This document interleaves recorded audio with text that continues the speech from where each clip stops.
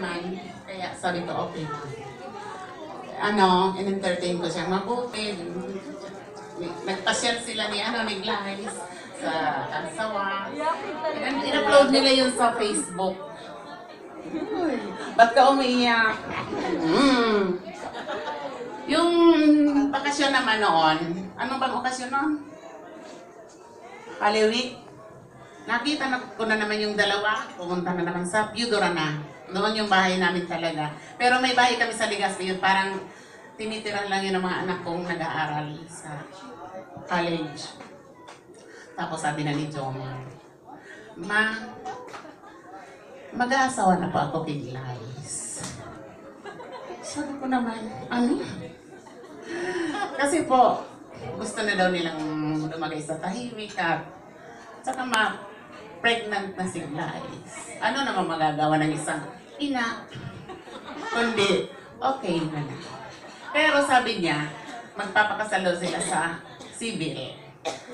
Sabi ko naman, okay, kasi siyempre, intindihin mo rin kung hindi pa handa. Tapos tumawag siya sa akin after 3, magpapakasal kami po sa ano na, sa pari na, sa simbahan na.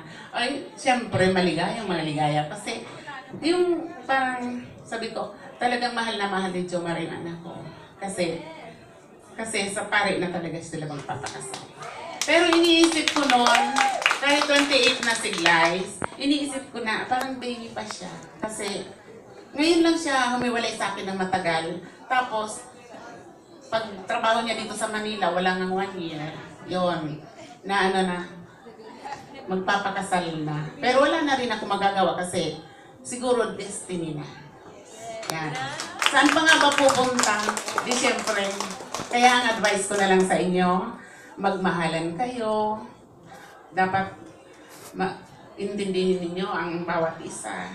Magbigayan. Diba? Para maging masaya ang pagsasama.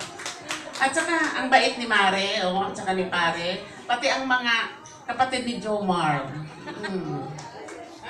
Nagpapasalamat po ako sa inyong lahat, pati po sa mga kamag-anak ni Pare at saka ni Mare. Thank you very much po! Thank you very much.